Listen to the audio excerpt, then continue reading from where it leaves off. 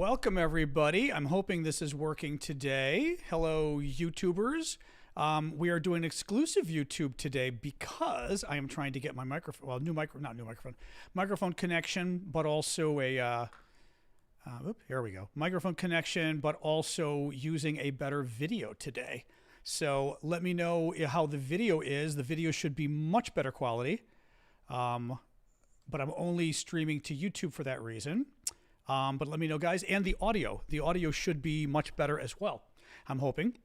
So let me know. I bought some new stuff. So hopefully you're hearing me and seeing me on YouTube. Let me know. I'm hoping it started. Did it start, guys? We hope to God. Hello, YouTubers. Yep, you can. Oh, you can. Oh, good. It looks nice. Oh, you had me worried it wasn't seeing. Okay, and the audio. See, I bought some new audio stuff, and I'm using my old camera that I don't love, but it is higher resolution, and it should be a much better video quality tonight. So, can you actually tell that the video quality is better? By the way, just curious. All right, good. Now the only problem is, of course, I can't stream to the other services. So.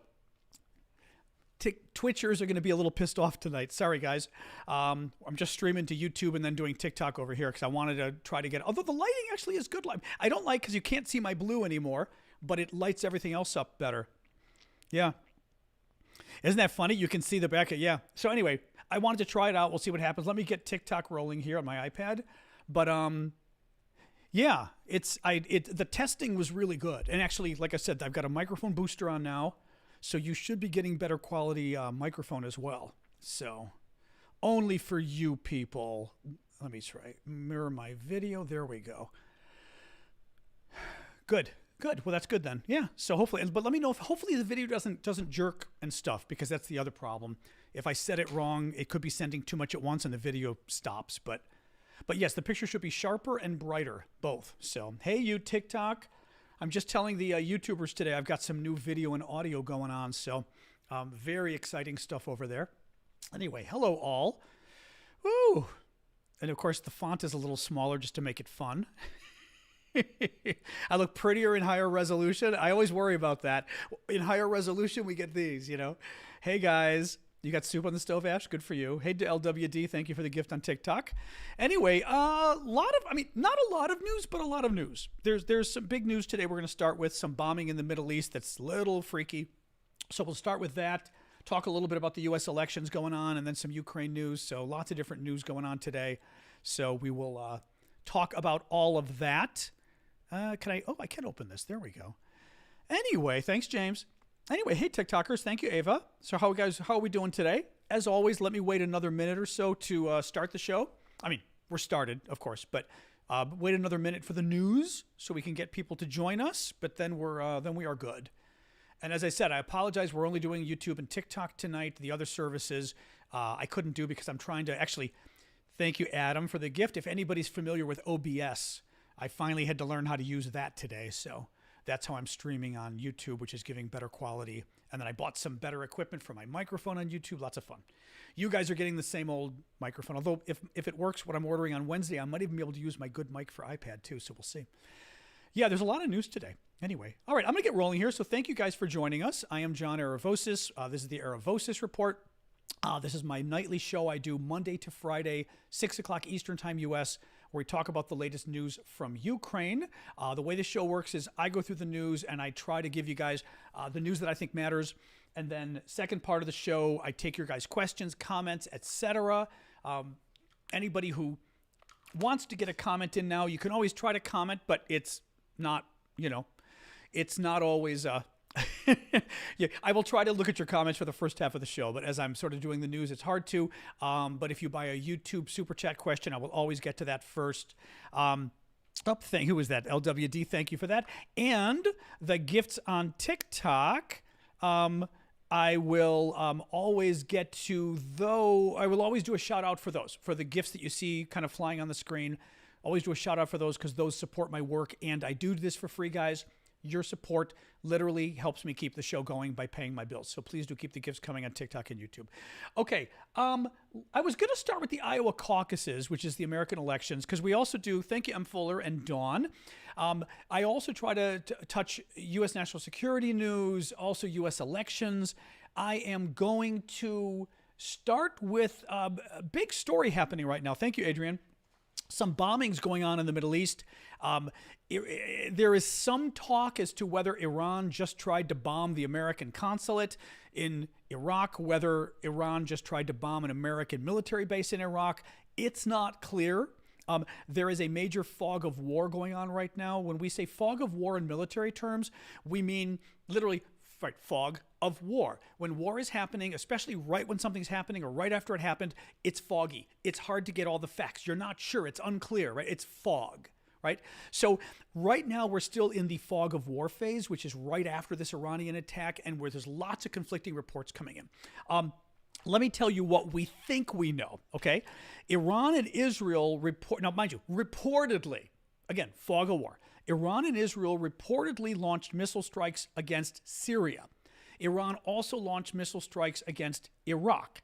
U.S. officials say that no American facilities have been impacted by the missile strikes in Erbil, Iraq. Now, what's interesting is, I'm now listening to this statement again from the U.S. Listen to this again. No American facilities have been impacted by missile strikes in Erbil. That does not mean no American facilities were attacked, right? You would simply say no American facilities were involved, or no right? But no American facilities have been impacted sounds to me like no American facilities were hit. Just because you weren't hit doesn't mean they didn't attack you. So that statement from the U.S. is still very up in the air as to what it means. The Iranians are claiming, thank you for the gift, Succeed. The Iranians are claiming that they hit ISIS locations in Syria. You will recall that ISIS, Islamic Jihad, are or Islamic State, excuse me. I called them Islamic Jihad before. That's bad. I did it on a TikTok video too. Sorry. Islamic State is the terrorist group that blew up a funeral memorial in Iran about a week and a half ago. Remember, the Iranians were having this memorial for Soleimani, who's the general that the U.S. bombed with a drone strike 4 years ago now, maybe 4 years ago now. I think it was, 4. It was under Trump in 2020. Well, the Iranians claimed that as retribution for that, they bombed an Islamic State site or sites in Syria. In Iraq, the Iranians say they hit foreign spy targets. Well, foreign spy targets can be anything. There are reports that they hit some Kurdish security service headquarters. There are also reports that they hit some Mossad headquarters. Mossad is Israeli intelligence. There's also a report, and this is where the fog of war thing comes. There's a French journalist I really like, young guy who's been doing a lot of good work in Ukraine. He just tweeted in French, and I'm going to translate this. Thank you, adventurers. An American military base was attacked in Iraq in the city of Erbil, which we've been hearing about Erbil, with what seems to be ballistic missiles. Excuse me, let me say this correctly. With what seem to be Iranian ballistic missiles. For anybody who knows, they're the Fateh 110. Now, what's interesting about that is, right, that he's not saying the Iranians attacked, but he's saying it looks like somebody used Iranian missiles to attack the American military base. Thank you, Turquoise. Turquoise. I'm translating from French, so I'm like saying your name in French. That was kind of cute. Turquoise. The other thing is he says some altercations or some fighting also took place between Egyptian and Israeli forces at the border between the two countries. Lot of stuff going on today. Let me listen. By the way, here's also some other stuff going on today in the region. There was an attack on a U.S. ship by the Houthi rebels in Yemen. The U.S. intercepted a second attack in the Red Sea. Israel, of course, had strikes in Gaza. That's no surprise. And there was a stabbing and car ramming near Tel Aviv. We don't know what's going on. This is an interesting story. Certainly the initial reaction was, holy cow. Allie just said the world's gone mad. That was the initial concern. Thank you, Running on Coffee, for the hearts. We don't know yet. So I would say my adrenaline's going, but at the same time, we should calm down because we don't know yet. So all the kind of, I know I'm waiting for the questions of, should we panic yet? We should not panic yet. It is not clear that Iran attacked the U.S. We don't know that yet. We just don't know. So we'll wait to see, but clearly something's going on, so keep an eye on it. Let me talk really quickly about the Iowa caucuses, the elections going on here in the States today, and then we'll talk about Ukraine next. So the Iowa caucuses are basically the primaries, except they work differently. For the Republican Party in Iowa, it's a very complicated process. It's very down-to-earth, people in person negotiating kind of thing. It's not just, that's why it's not a primary where you just put a vote in a box, right? Well, these are the first Republican primaries. It's Iowa. It's only the beginning. It's a small state, but these early states help set a tone and a trend. And what you find is the people who win the early states can often get momentum to start picking up and going further, right? The polls that came out this weekend from the Des Moines Register, and before anybody says I don't trust polls, which is a fine thing to believe, by the way. Thank you, JRD, for the gift on TikTok. The polls from the Des Moines Register, Des Moines, Iowa, they are very reliable with regards to how things are going on the ground and with regards to what's going to happen election night. So you should take the Des Moines Register poll, thank you, Maddie, with a grain of trust rather than a grain of salt. What they showed was Trump getting 48% support among the Republicans there. Thank you, Courtney, for the gift. Nikki Haley, the Republican governor of South Carolina, the woman in the race, getting 20%. And then Ron DeSantis, thank you, Bryce. I believe DeSantis was at 16%. Thank you, Martin. Now, what that says is that Haley surpassed DeSantis. That's new. That's good news for her. None of them are doing well enough compared to Trump. If Trump's getting 48%, that's huge, obviously. What we're waiting to see tonight is, I think it's two main things. Well, many main things, really. One, does Trump win? He's going to win. Question is how much. Two, does Trump get over 50%? If Trump gets less than 50%, he still has that argument of the majority of voters didn't want him. They split the vote among everybody else. Now, it's not much of an argument. I mean, 48% is a hell of a lot of support, okay? But it's an argument. If Trump gets over 50%, well, then he's really able to say, all of you put together don't even come to what I've got because I'm over 50%. So it definitely helps Trump. Nikki Haley, if she comes in number 2, it helps her a lot because it shows that perhaps she is the one to beat, that she has an electability argument, so to speak. Now, Haley's been arguing a lot that she's the only one who consistently basically beats Trump in the polls at the national level or in the states by margins much higher than Trump, margins much higher than Ron DeSantis. Ron DeSantis is the Florida governor, Republican, who has not been doing well. Everybody thought DeSantis was going to be the guy, that if someone could beat Trump, thank you, Critter, it was going to be DeSantis. And DeSantis's campaign just kind of exploded. I mean, it is not doing well. The question now is, if DeSantis comes in 3rd place tonight, will he drop out? Why does that matter? Well, it matters for Nikki Haley, right? If DeSantis drops out, would DeSantis people go and vote for Nikki Haley? You know, there's a little bit of a problem there because DeSantis voters, you at least imagine a lot of them being Trump supporters. I shouldn't say that. DeSantis is in a weird spot because he's very Trumpy. He presented himself as being very Trump. Vivek was, I think, at 8% in the polls. Sorry, Morales was asking about Vivek. He's the Indian American guy. I say that because any of you who don't know U.S. politics, you'll remember the Indian American and you'll remember the woman, Nikki Haley. So that's why I put those descriptions on. So DeSantis will need to decide if he drops out. If he does drop out, the question becomes, how many of his people go to Nikki Haley? Will they? How many of his people go to Trump? Now, if you're voting for DeSantis instead of Trump, that suggests maybe you don't like Trump. But again, who knows, guys? At this point, Trump is still obviously in very good position for all of this. Thank you, Tom Clark, and who's that? Bonaparte, Napoleon as well. But we shall see.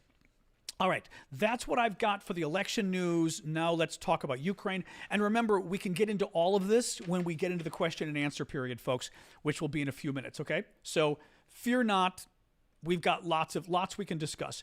All right, let's jump right in. So today is day 690 of Vladimir Putin's special 3-day military operation in Ukraine. The Ukrainian Air Force did really well this weekend. I mean, a really significant attack on the Russians this weekend. They destroyed a Russian Beriev A-50 spy aircraft and an Ilyushin IL-22. Now, why does this matter? The Beriev, by the way, in general, why this matters is these aircraft are going to make it because one is destroyed. The first one's like an AWACS, basically. You know, AWACS are the airborne reconnaissance planes that we've got and other countries have now that look like a 747. I think they are 747s, at least in our country. Thank you, Convict Donald. But they have the big, like, flying saucer on top. It's like a 747 with a stick coming out of it and then a flying saucer on top, right? That's the AWACS. It's an airborne reconnaissance plane. Well, losing that plane, huge deal for Russia. They only have, I think, 9 of them left, depending who counts. They don't have a lot of them, and losing it reportedly is going to make it much more dangerous for Russian planes flying near the front with the Ukrainians, easier for the Ukrainians to shoot them down. So big deal on that.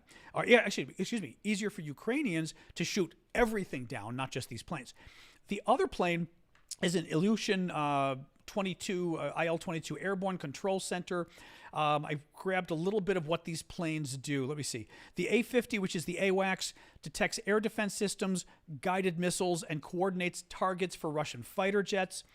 The A-50 alone reportedly cost $330 million, just one of them, so that's a big hit. During the rebellion of, Yevgeny Prigozhin, when Prigozhin did his rebellion of the Wagner Group, one of the IL-22s was shot down. That's the other plane that is also used for, airborne control. And Russia only has 11 of them left, we believe. So very interesting. Sows, we just talked about the Iran attacks. You know what I'll do? Thank you, Allie, for the gift there. Let me continue with the Ukraine news. And when I finish the Ukraine news, I will do another quick summary of what we know about the Iran attacks, and I'll even do a quick look on Twitter. I follow a bunch of really cool defense folks on Twitter to see if there's any specific news from them, okay? So I'll go through the Ukraine news first, and then we'll do a roundup of Iran again because that is really fast-breaking and important. Roger says, were these Russian planes knocked out in the air or on the ground? Reportedly, they were in the air. Interestingly, they were over the Sea of Azov. Now, that's very interesting, okay? Sea of Azov is this region here of Ukraine, but the Russians occupy it.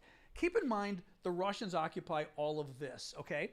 The fact that the planes were shot down over here means they were a good distance from Ukrainian territory, okay? Because Ukrainian territory, Ukrainian-controlled territory, of course it's Ukrainian territory. That's a really good distance from here. And some of the folks were saying it looks like that distance is farther than Patriot missiles can go. That, we kept thinking it must have been American Patriot missiles. There's talk about whether it was something else.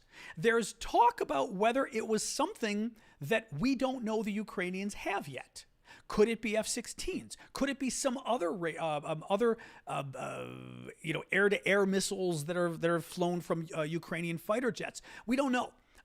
But it's very interesting that they were able to reach this distance, and taking down 2 planes, boom, boom, does suggest that I always mention when stuff like that happens, it makes me think the Russians were surprised and taken off guard, that they lost 2 planes in the same area, right? It means there's some system they weren't expecting. The Ukrainians went boom, boom.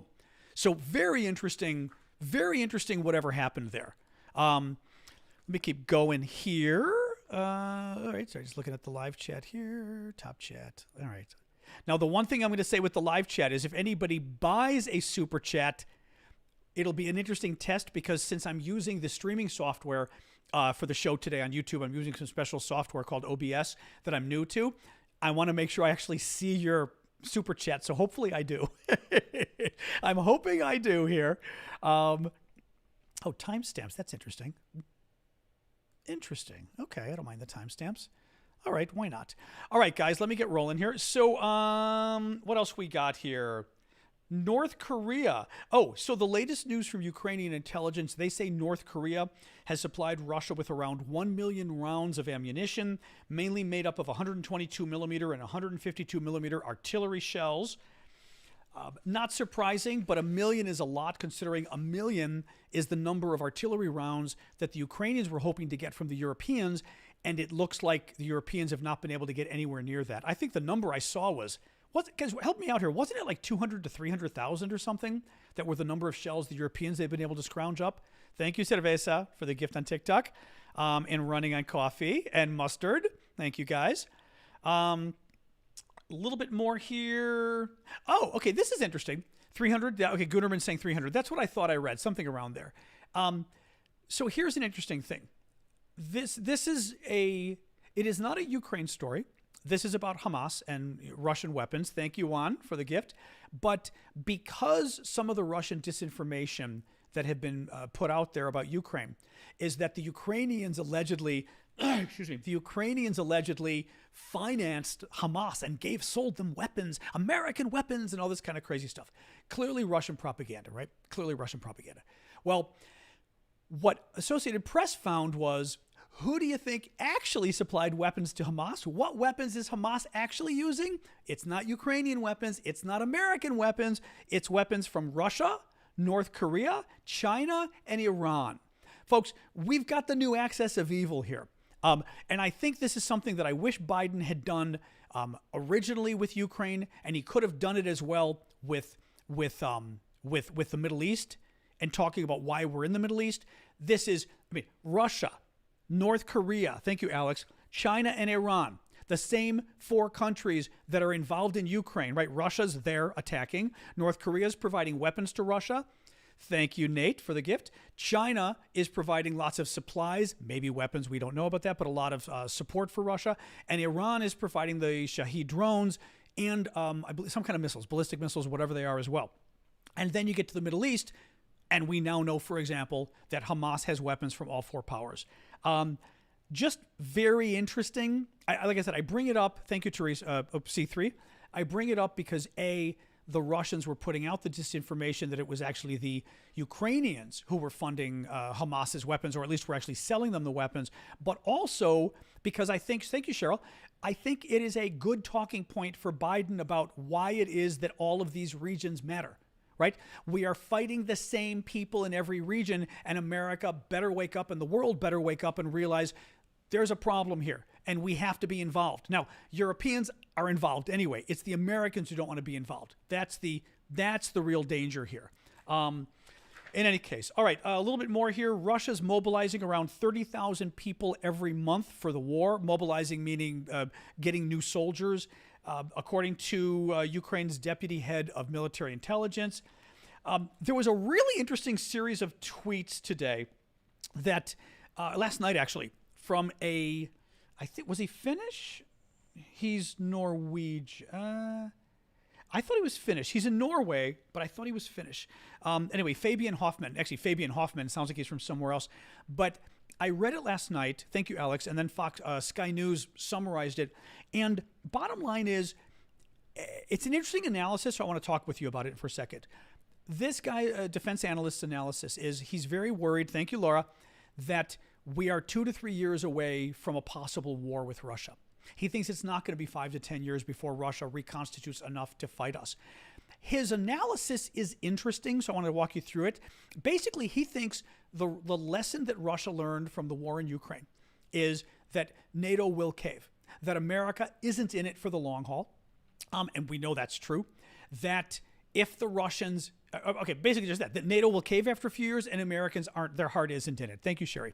He is concerned that in a few years, the Russians could make a stab at grabbing parts of Eastern Europe. They could grab Polish territory. They could grab territory in Latvia, Lithuania, Estonia, one of those areas. And his concern is that the Russians move in. They basically dare us. They basically try to scare us. In other words, the Russians don't move in and do a quid pro. How do I phrase this? It's almost a game of chicken that they play. They move in, they seize territory. And we know, by the way, certainly in the Baltic countries, we know Russia can seize a lot of territory in the first couple of days. The concern he's got is, what if the Russians move in, they grab some territory? They then decide to bomb some civilian infrastructure in Europe.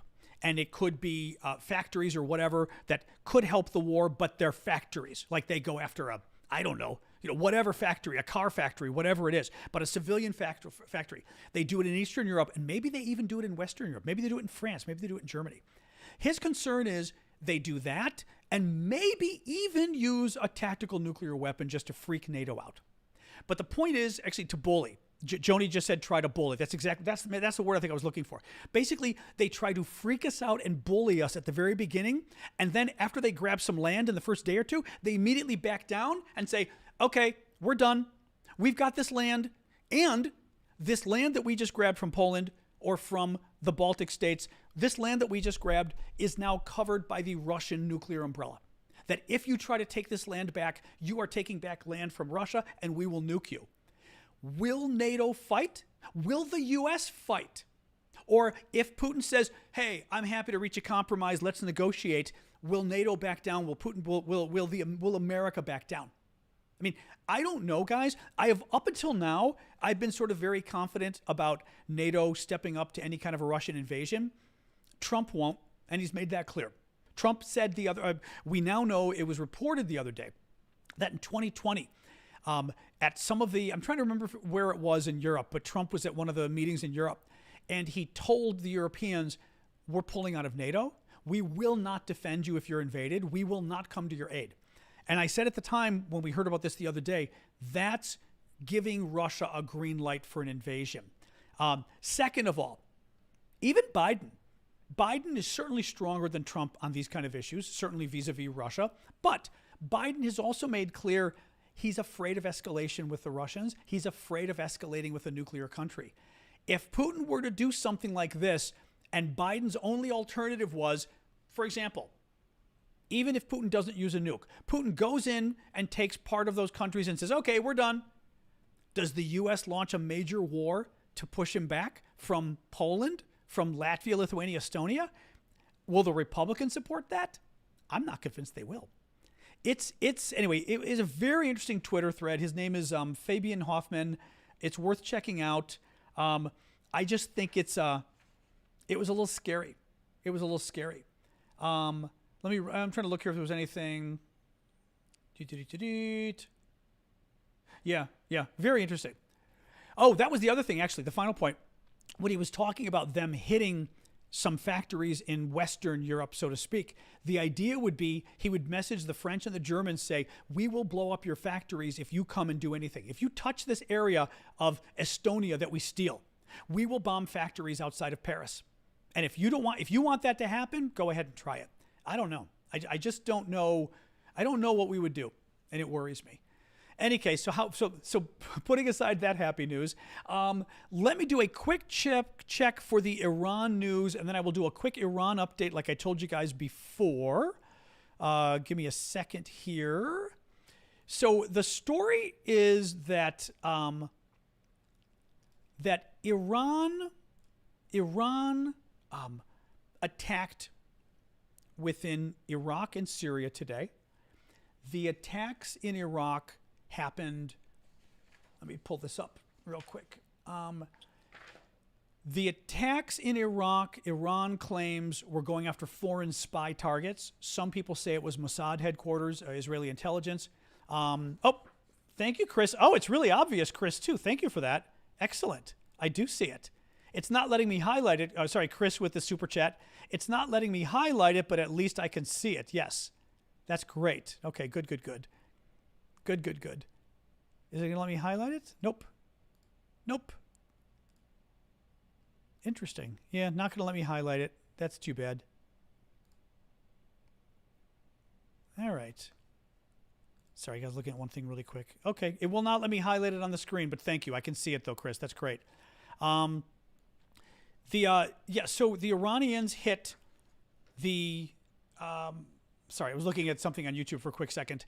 They claim they hit ISIS targets in Syria, so Islamic State. They claim they hit foreign spy targets in Iraq. Could be Mossad, could be Kurdish, some people are saying. There is also a report from a French journalist I trust online saying that the Iranians targeted an American military base in Iraq, that's what they were really going after, and they missed, or the Americans shot it down, but that they actually were targeting it. Now, the Americans put out a statement saying something to the effect of no American facilities have been impacted by missile strikes. And I was saying impacted is an interesting word to use, because does impacted mean they didn't try, or does it mean they just didn't have impact? They didn't hit you, right? So impacted makes me think they still could have actually gone after you, but you just didn't see it. Or, they just didn't hit you. Let me look a little bit here really quick. Like I said, on my national security Twitter, I've got a really good people I follow on Twitter to see if any of them have any news here. Like I said, I've got a lot of really good. Here, Oz is a good one. Oz Katerji is really good.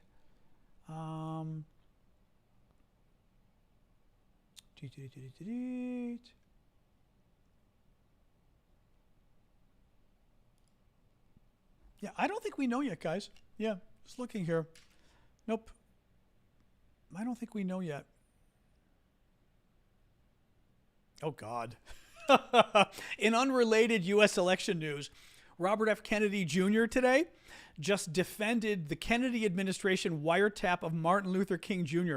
Today in America is Martin Luther King Day. I think it's his birthday, I think. It's the day we celebrate Martin Luther King, America's most famous civil rights leader, who was assassinated 1968-ish.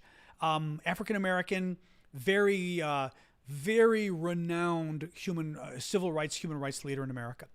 And Robert F. Kennedy Jr., the Kennedy administration, wiretapped him because 68. Thank you, Chazak. Wiretapped him because they were worried, black extremists, right? This kind of stuff, right? In the 1960s, and Kennedy, RFK Jr., who's the one running the vaccine truther or whatever, defended the wiretap. He defended the wiretap of Martin Luther King Jr. It's like, oh my God. That's insane. See you, Interactive Brain. Good to see you. Wow, that's just insane. In any case, all right, I'm just looking here. I will say, too, I am not seeing a lot of discussion of the Iran attacks, which also makes me think things are calming down a little bit here. Yeah.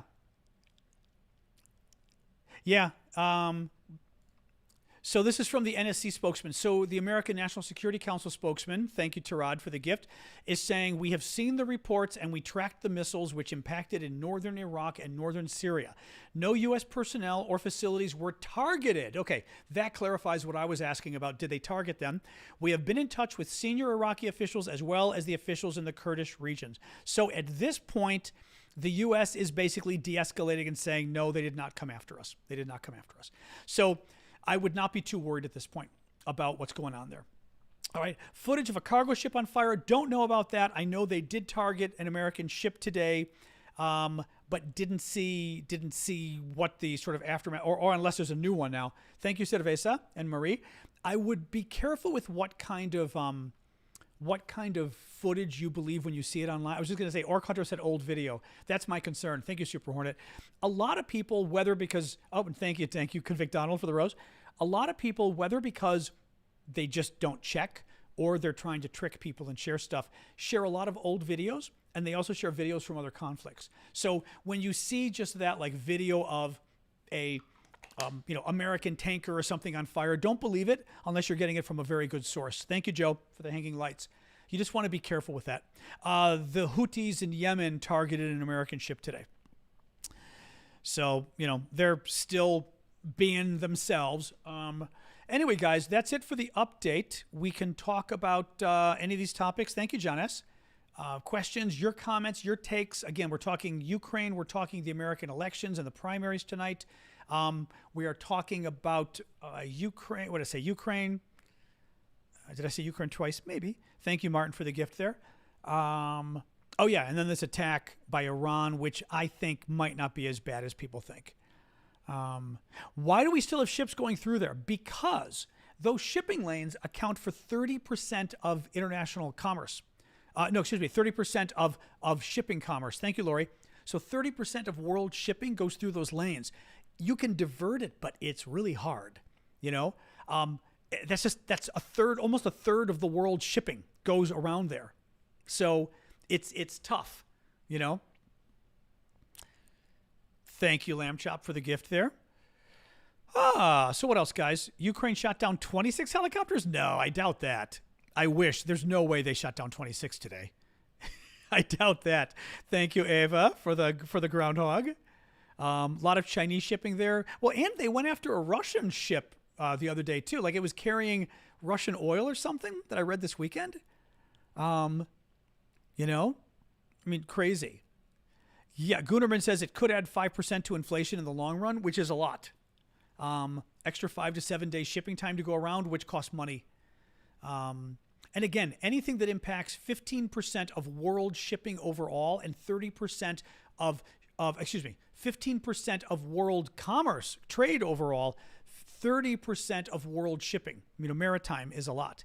Yeah, 26 would be insane. I don't believe that. But does the U.S. have a merchant navy? Oh, I don't think so. Is anybody? They did shoot down 26? What? I didn't see anything about this. Let me see what we've got here. Let me see here. Let me see. 26 helicopters would be insane. Let's see. Oh, this was the other day. Although I'm not liking the sources I'm seeing it from. Hold on, guys. Yeah, I'm not liking this. They're from Ukrainian sources. Zelensky spoke about 26 downed Russian helicopters and 12 planes. He was referring to their destruction on the ground. Zelensky said on January 11th, thanks to Western weapons, Ukraine downed 26 helicopters in a day. This was 4 days ago. Not downed, but destroyed. Wow. Okay. Again, I trust Zelensky. That's crazy. Wow. That's really crazy. Okay, wow, that's wild. I had not heard that at all. That's nuts. Wow, okay. Well, 26 on the ground. Honestly, well, it could be. I was going to say ATACMS. Can the cluster bombs take out helicopters? Because if they're hitting 26 together on the ground, it makes me think something widespread, kind of explosive. What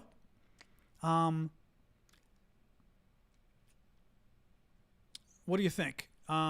Yes, cluster. Because I'm wondering, it almost sounds like a cluster bomb or something. You know what I mean? Yeah, Michael and Huge Rob are saying yes. Yeah, that's very interesting. Huh. Okay. A bullet can down a helicopter if it hits it right. Clusters are basically shrapnel. Okay. Zelensky claimed it, and generally speaking, Zelensky doesn't lie about the. He's been very honest of a source on stuff. But having said that, it didn't make the mainstream press, and we haven't heard about it since, which makes me wonder if the Ukrainians, sort of corrected themselves a little bit. I don't know, right? I don't know. But they were all on the ground, still great though, WC Field says U.S. Gibraltar Eagle bulk carrier hit by Houthi ballistic missiles, no deaths. Okay. Daniel says, yes, the cluster ATACMS, part of the 20 or so delivered months ago. But do we even have any more? Oh, hey, Wits, Charles. Thank you. I appreciate you saying that. I wonder whether the Ukrainians have any more ATACMS. You know what I mean? We only sent them like 19, and we thought they used them at that point. I don't know. Do you think China would allow Putin to attack a NATO country? I don't know.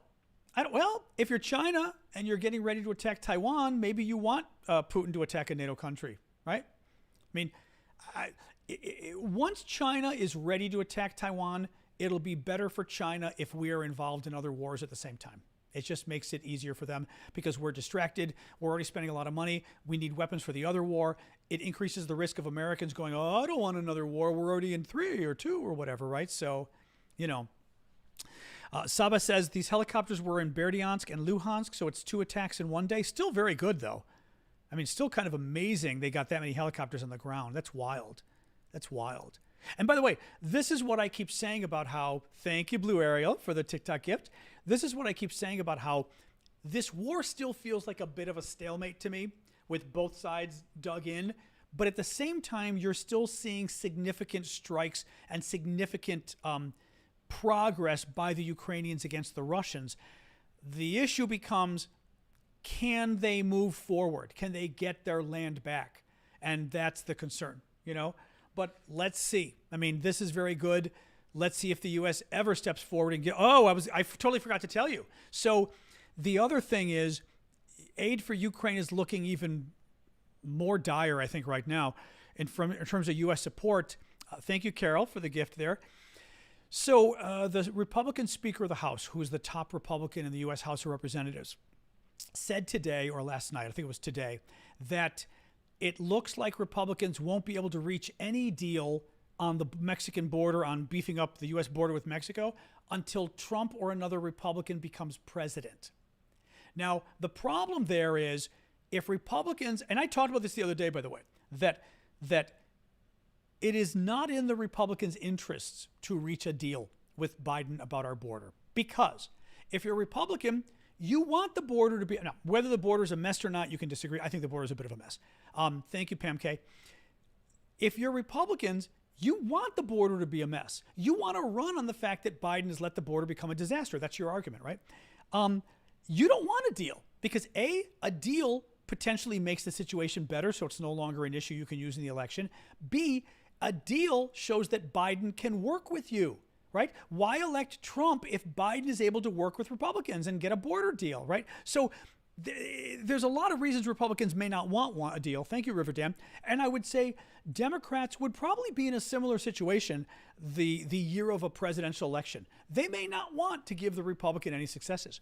Well, let me look here really quick. The border deal, the big concern here is that Republicans said they were tying a border deal to Ukraine aid. And they were not going to help Ukraine put more money up unless the border deal got done. And if Republicans now say we're not going to do a border deal with Biden, what happens to Ukraine? So very concerned about that. Very concerned about that. Thank you, Joe. I'm not sure what you mean, Steve. Why can't Biden just sort the border and get what he wants for Ukraine at the same time? I'm not sure what you mean. Well, at this point, Republicans are saying Biden isn't offering a good enough deal, but at the same time, they sound like they're saying they don't want a deal at all. So that would stop a deal. Also, Republicans have made some demands that Democrats say are non-starters with regards to refugees, refugee status. For example, I think people who apply for refugee status would have to go back and stay in Mexico while it's being adjudicated. Now, I did see one thing. New York Times had a really good, what do you call those things, or those articles. Thank you, Jeremy. Those articles they do where you scroll and the infographic, I guess, kind of thing, right? It was showing, and we've all heard this number of 3 million people attempting to cross the U.S. border every year illegally. What it showed was 600,000 succeed, and I didn't know the number was this high. 600,000 a year successfully cross our border illegally, and we don't catch them. That's insane. That's absolutely, I mean, I guess the thing is, I don't know countries overall, if that's like, is that normal? But to me, that sounds like a crazy number of people. And this is not people coming illegally. This is people who come illegally and they succeed. And they're able to cross the border, nobody catches them, and they're in America and now they're here. That's kind of wild. That's kind of wild. In any case, yeah, but exactly. Tom Sterling is saying Speaker Johnson said no way. That's exactly right. Oh, this is nice, actually. The OBS app I'm using highlights you guys a little more so I can more easily see the monthly donors on YouTube, which is nice. Chris, Jens, not Jens, oops, Anne. Anyway, don't think we have that problem in Canada. I'm guessing there aren't a lot of Canadians trying to break their way in. Maybe we're trying to break our ways to Canada. I don't know. Anyway, what else, guys? What else? We can talk, like I said, about the elections. We can talk about Ukraine, the Iranian bombing. Hello, Romania. Hello, Jan in Romania. I'm going to say Jan. I'm not sure. Jan Valjean. That's cute. Okay, that's very cute. Like Jean Valjean. Very funny. This claimed, Paul to the music, this claimed to be people crossing the border illegally every year. 600,000 cross illegally, and we have no idea. They literally cross the border, and we never see them. We don't even know they, I mean, so it's, yeah. Or maybe not never see them. Maybe they review tape later or God knows what, you know? So, how much progress has Israel made? I don't think we're going to know. I mean, we know they've killed, hey, Vincent and Malta. We know they've killed a number of the Hamas leaders, but, you know, I mean, I don't think they're going to actually tell us, you know.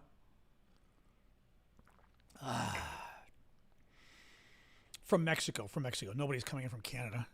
Not nobody, but, you know. Yeah, 600,000 is a lot of people. I do not love the idea of 600,000. I still think that's a lot. I think that's a lot, you know. So that was my question. Mrs. V says, how do you count without knowing who crossed? That was my question, though, was if they cross the border and they're not intercepted, how do we know they crossed the border, right? That's what I'm saying. Unless there was some kind of security video that we see later after they've already crossed, you know, because you can only have border agents in one spot at one time. That's my thought. 45,000 last year in the UK. Illegally? 45,000? That's not small. The U.S. aid has ended a while ago, Prince. The U.S. There's Biden doesn't really have much more money that he can give or aid that he can give to Ukraine at this point. Ukraine shot down a spy plane over the Red Sea. Not over the Red Sea. Where do you mean, Ashley? Red Sea would be Egypt and Israel.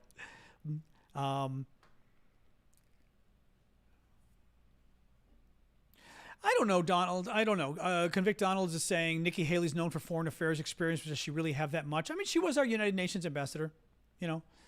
You know.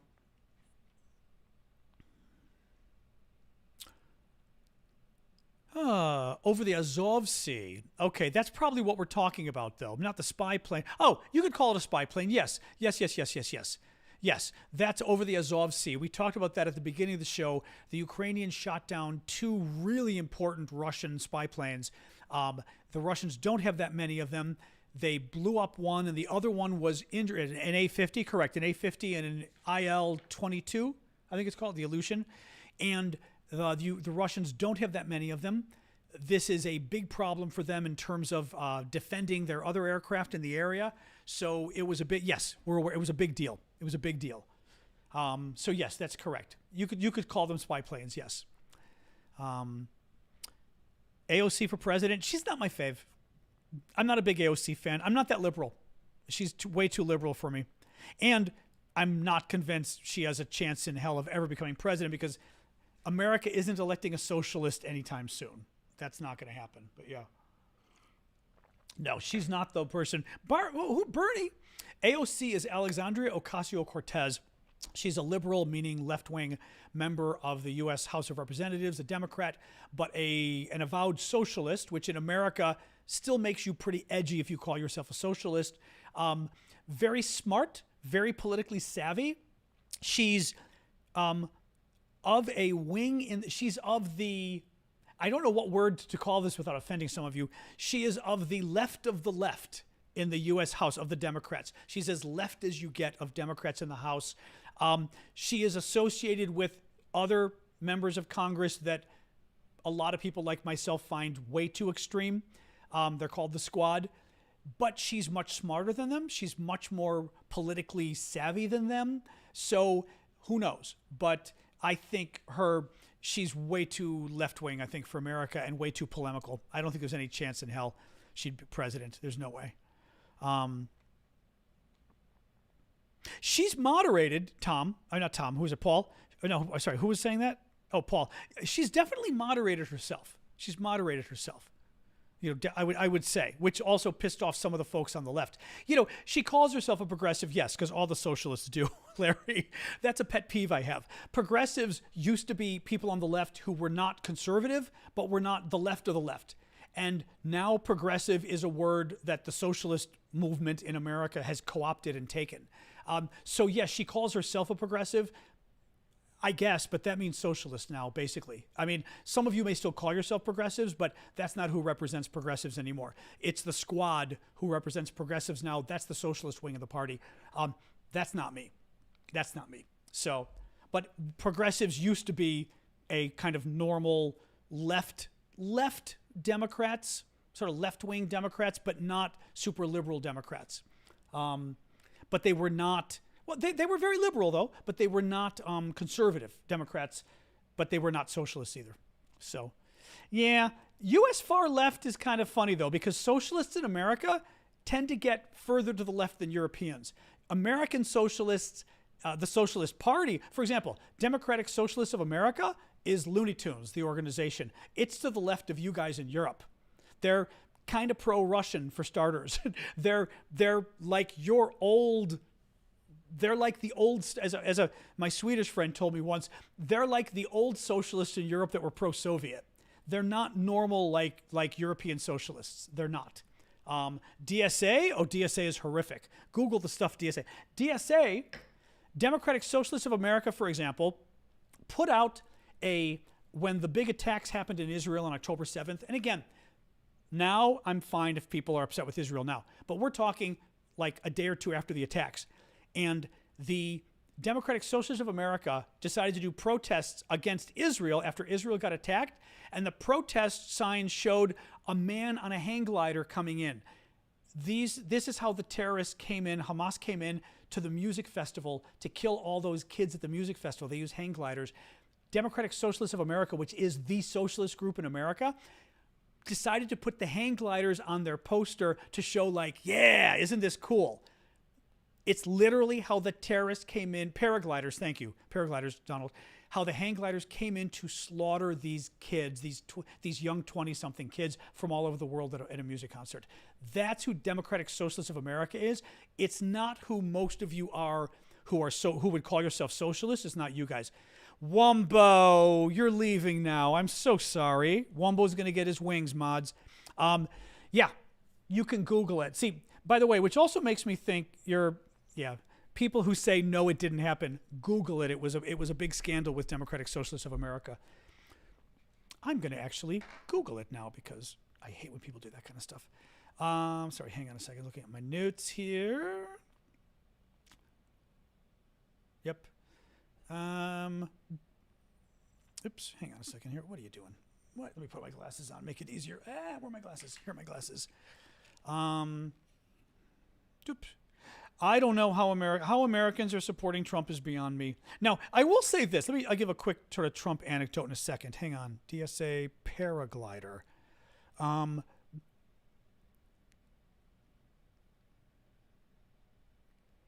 hope they put the picture up. Come on.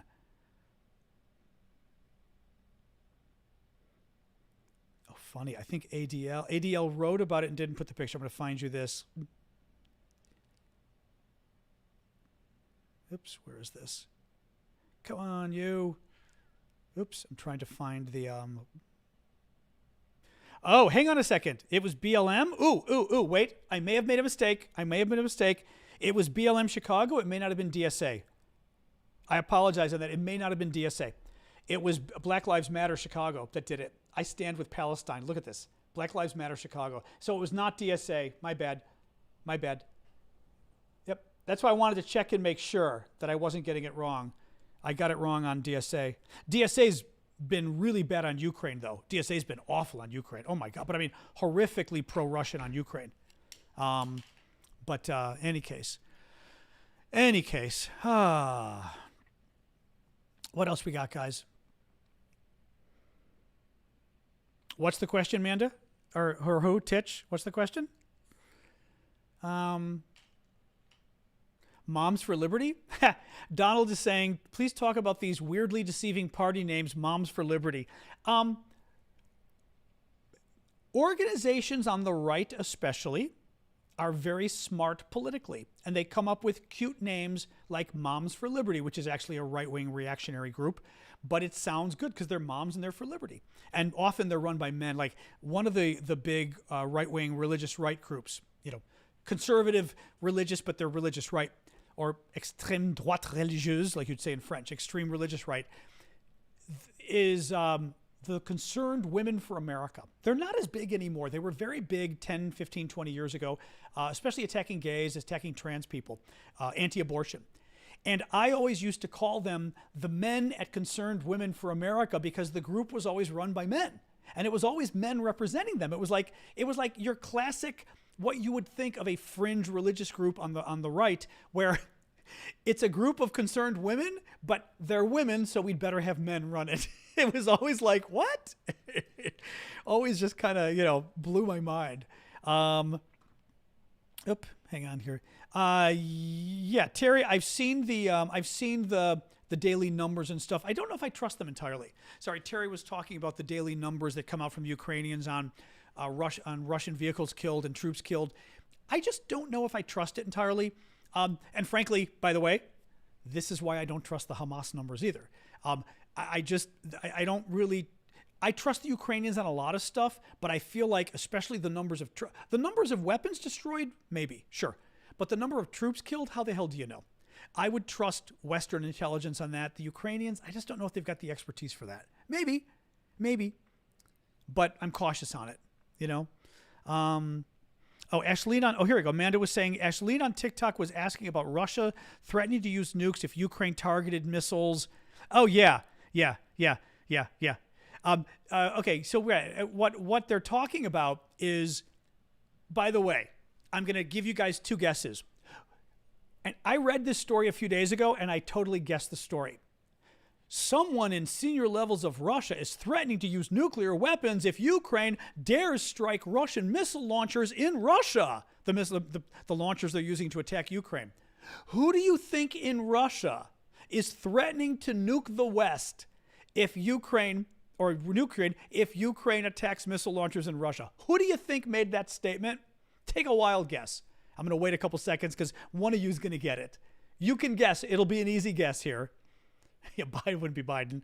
Medvedev, of course, Charles is saying.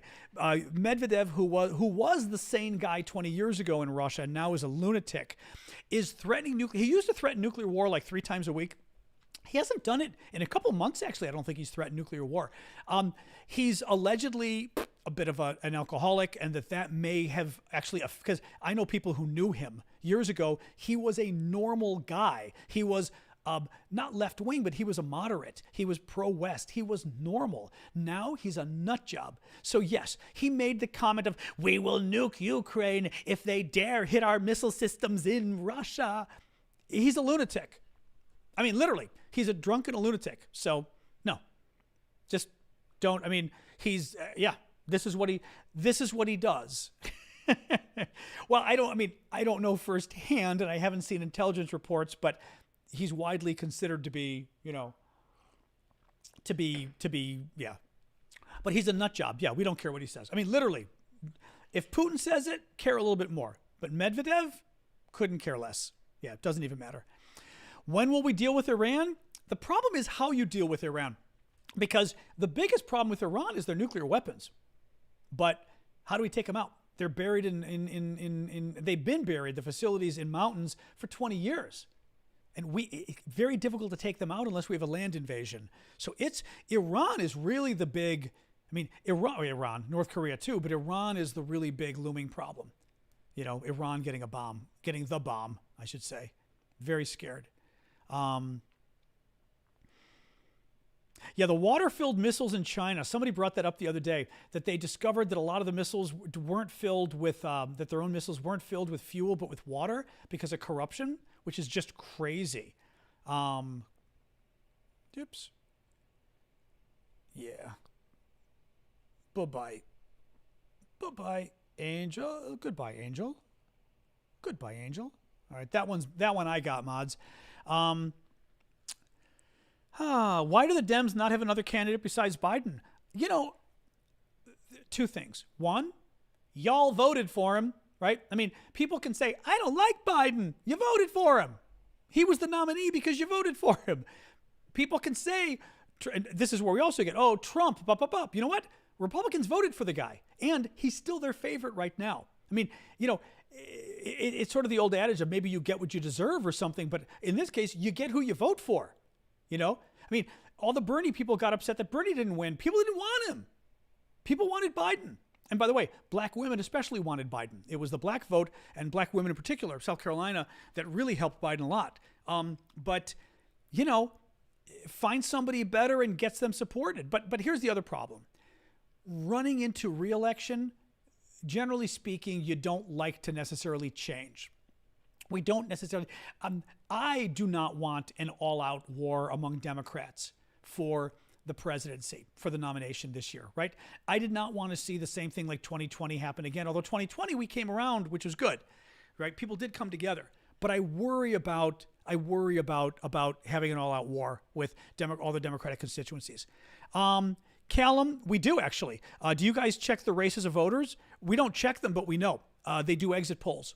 And they literally poll people coming out of the, not voter registration, but when people come out of the polls, the media will ask them scientifically. They ask it everything, and they mark down, woman, black. But they ask them what category they fall in. And yeah, so it's partially because it's important for the groups themselves, right? For black people to say how many blacks voted, what percentage of blacks voted, who do they vote for? Same thing with the gay people or trans people, right? To know that black support for Democrats is crazy high, like 93% or something. I mean, it's amazing. Gay support is usually 70 to 80% support. So, or LGBT now we say. So it actually can be very important for the civil rights group itself. It's also very important because we have very specific constituencies. I mean, I assume you guys do too, but the gay vote is a very specific constituency. The black vote is a very specific constituency. It's an ethnic community that hangs together is the thing, right? So yeah. It's funny, as a European, you go, why would you mention that? As an American, we're like, of course it matters,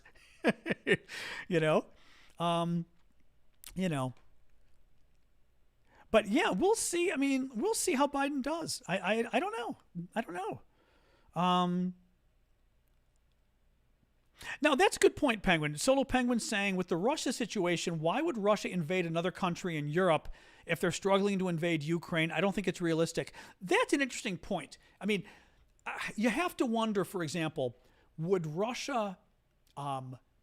would they have to sort of end the war in Ukraine first and then have a couple of years to build up again before they pulled something cute and tried to grab some, land in Europe, right? That's an interesting question. I'm with you on that. Right now, it would seem incredibly stupid of Russia to spread themselves thin when they're already spread way too thin,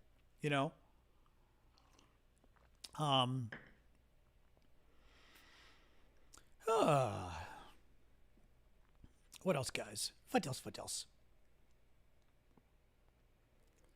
Oh, WC feels my daughter is scared to death to say she's not MAGA at school. Oh, actually, I know what I was going to tell you. So an interesting story.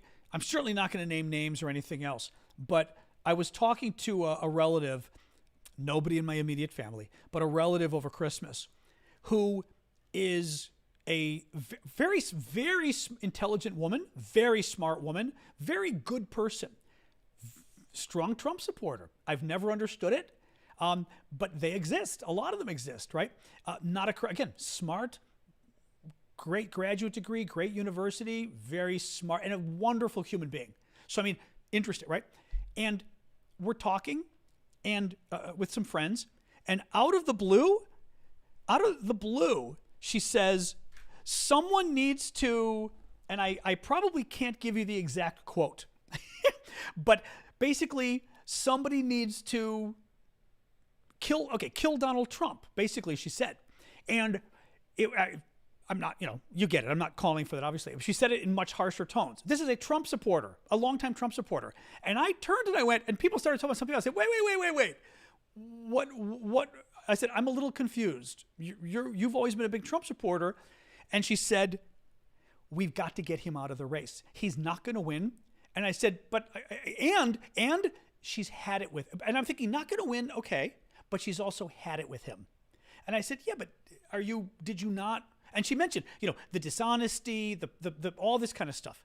Like basically everything we argue, she now accepts. And I said, but didn't you see that before? And she said, I saw it before, but I hated Hillary. I couldn't support Hillary in 2016, and I really didn't like Biden. 2020 was about beating Biden, whatever. And I was like, okay. But what was interesting to me is, in talking to her about those previous times, there was never an ounce of dislike for Trump, right? It wasn't, I hate Trump, but I don't like Hillary. Now it is a visceral dislike for Trump. Now, I admit it's one person, but it's one very educated conservative person who, by the way, supports Nikki Haley. But Still, this is the kind of stuff you didn't hear several years ago. Is it going to be enough? I don't know. Also, what will the disaffected Trump supporters do if it's Trump versus Biden? Will they really not vote for Trump? Will they really risk having Biden? I say risk, but from a Republican perspective, having Biden, get elected again? I don't know. It still is interesting, though, because that's not the kind of stuff, obviously, we were hearing several years ago, which is interesting. Darren. Silly Darren. Darren is worried about Hillary's BlackBerry. Darren, she didn't win. She's not president. She's not running for president. You can let it go. It's been 8 years. You can let it go. Thank you, Jeremy, for the gift. Please do keep the gifts coming, guys, on TikTok and YouTube. They pay the bills, help me keep doing the show, so thank you for that. How do I think the tensions in the Middle East will play out, asks Poppy. Who knows? Who knows? God. I don't know. Hey, Jackie, thank you for that. I just... This Israel-Gaza thing could go on for years. Thank you, Juan. The Iran, always a wild card and always a PITA, pain in the butt. It's Yemen, the Houthis. The Saudis bombed them for years and it didn't really accomplish much other than killing a lot of civilians. So are they going to continue to be a problem? Yeah. I'm not sure. And that kind of answers your question, FEJ. I don't know. Everything's a bit, it's not great what's going on, but I don't know what we do. Did Iran attack the U.S. consulate? The U.S. is saying no. The U.S. is saying Iran did not target any American facilities. But a French journalist I like said, yeah, they did. And they missed. But who knows? Who knows? I don't know that we know.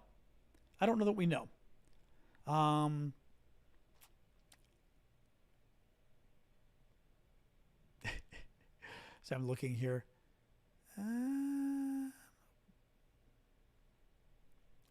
Yep. Just looking again. Looking at my Ukraine thing just to see what it's saying about the Iran. That's my defense, folks. Nope, I'm not seeing anything here. I don't think we've got any. I don't think there's any news here. Let me see here. Interesting. Interesting. There's at least one report that air defenses at the U.S. consulate were activated and took down some incoming, weapons fire.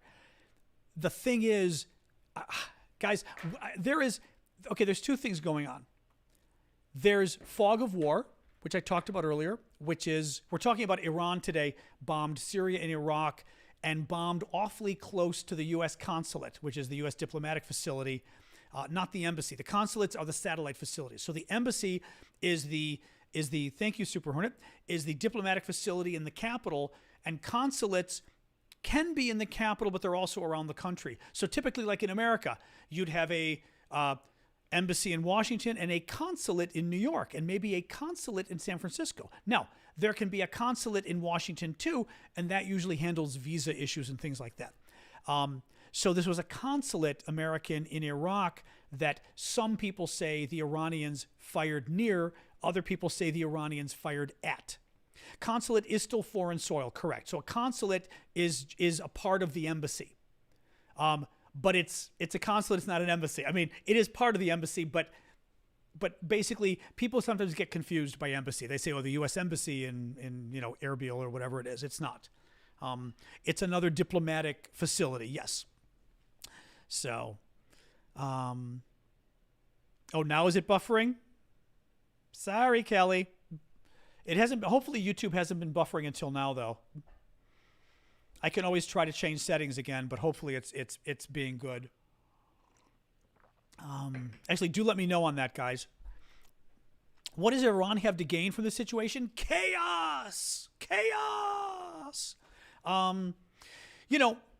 Iran, regional power, wants to be regional power, wants the U.S. not to be regional power. So anything they can do to make it more likely for the U.S. to get a bloody nose or even leave, Iran will do. Having chaos in the Middle East, in Israel and Yemen and everything else, makes it more likely in today's climate that pressure will build in the U.S. for us just to say, a pox on the entire region. So Iran wants to do anything that makes life harder for the U.S. and harder for Israel. And chaos makes life harder for the U.S. and harder for Israel. That'd be my answer. So, okay, that's good for everybody else. Kelly, it clearly hates you. But glad everybody else is working. Thank you, Crazy American, for the gift there. Oh, God, I didn't even know, Natan. I guess you'd have to, I'm not sure what your question means, unless your question means size of the U.S. economy versus the Iranian economy. Alexa, what is the size of the U.S. economy?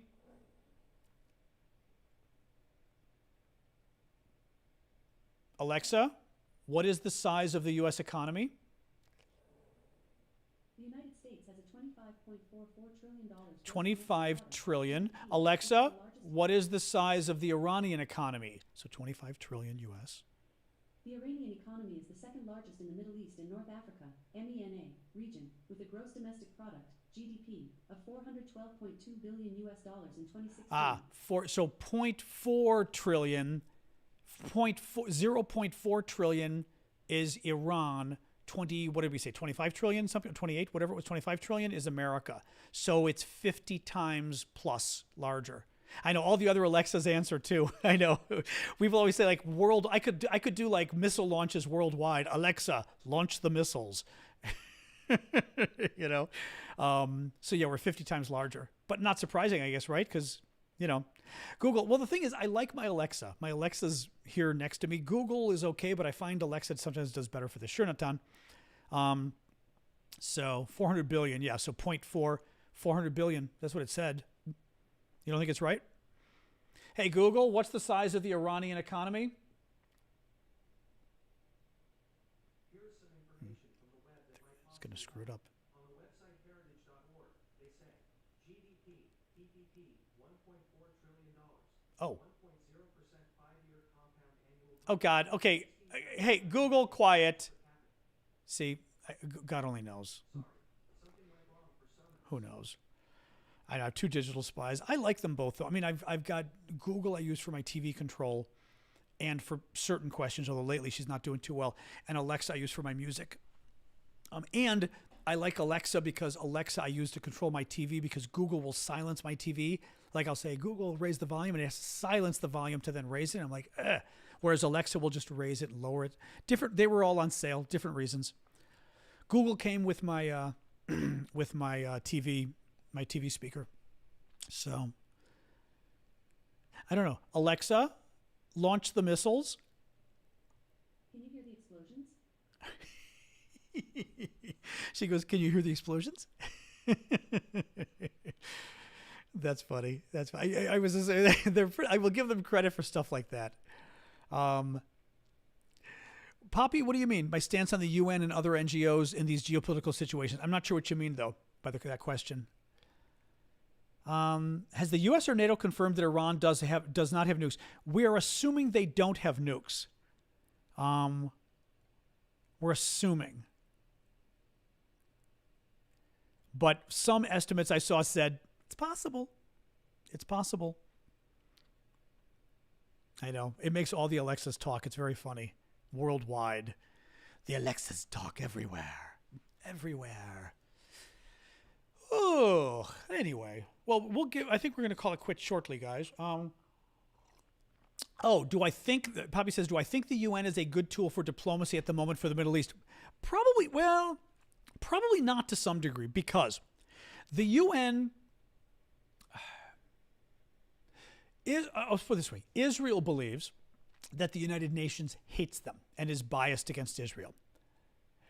It is true that many United Nations countries hate Israel. Oh, they really do.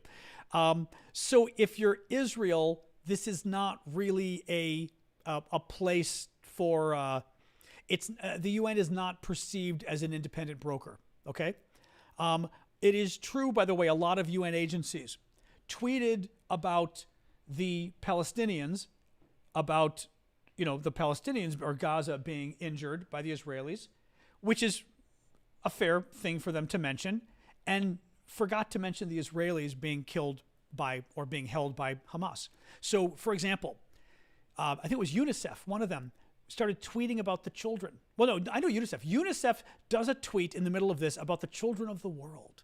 And it has pictures of children from all over the world, drawn pictures. And it shows, kids in like Iranian scarves and Middle Eastern scarves and a keffiyeh, an Asian-looking kid, a black-looking kid. There's no Jewish-looking kid. Okay, fair enough. But they were like, come on. The worse, these agencies tweeting about the children in Gaza suffering and not tweeting about the children in Israel who were killed, who are being held hostage. And there was just this sense that the UN is always on the side, always against the side of Israel. So they're not going to be perceived as a peacemaker, but UN peacekeeping troops, could they help? Maybe. So who knows? But I worry that UN isn't really the group to reach a compromise. I think it's going to maybe be moderate Arab countries, the people the U.S., like Qatar, that the U.S. has been working with to do the hostage exchanges and hostage and prisoner exchanges and things like that. So, Red Cross? Yeah, Red Cross.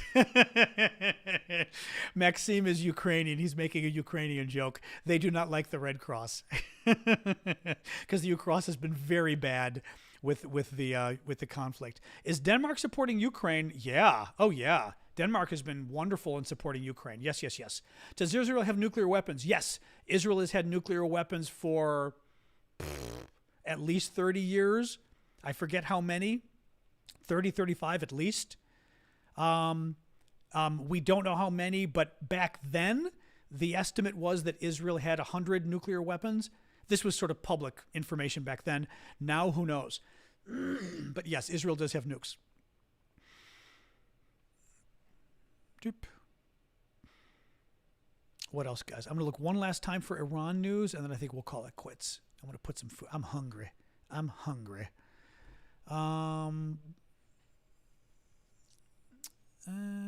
Oops. Let me close this and then open it. Thank you, Shanlin, for the gift. I'm going to open this one last time and look. Did we find Putin? I know Putin has been. It is true that Putin's been kind of missing. Not totally wrong on that.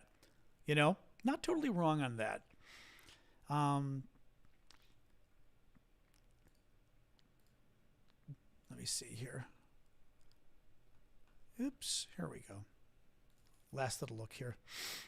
Yeah, well, as Daniel says, and you can bet that Israel's nukes work. That is true. Oh, God, they did not. Oh, God. Really? Wow. Palestinian protesters in New York protested outside the Memorial Sloan Kettering Cancer Center and yelled, "Make sure they hear you. They're in the windows." Sloan Kettering is like, if not one of the most famous cancer hospital institutes, et cetera, in the U.S. They've got to stop doing this. It's just the problem is, I told you, these groups now are being run by basically the fringe socialists like DSA and these communist groups. The New York ones literally are being run in part by these communist groups, which in America, I mean, even in Europe, communist groups are insane. In America, they're beyond insane. One of the groups that was Leninist. Absolutely crazy. Yeah, so no news on the Iranian thing. I think the Iranian thing, let me look here. Well, some kind of incident, again, in Yemen, in the, what is it, the straits right there, right before you hit the sort of, what is it, the Sea of what is it called? Gulf of Aden. I'm just looking here. Yeah, there's nothing else on Iran, though, guys. I think the Iranian thing is calming down now. The Iranian thing's calming down. Yeah.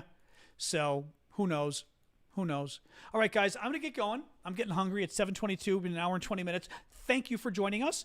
We'll be back tomorrow, as always, 6 o'clock Eastern Time, U.S. that is, well, Washington, D.C. or New York City time. Otherwise, I will also be doing TikTok videos like I always do. And that's it. So thanks for joining us, guys. Thank you for the gifts. Thank you, moderators. What else? I don't know. Just thank you for showing up. Very nice of you. So, all right, guys. And I'm very excited to see how this TikTok, how the YouTube quality turns out today. But it sounds already like it's much better, which is great news. So, yay, YouTube. So we'll see what that does. All right, guys. Have a good night, all. Thank you so much.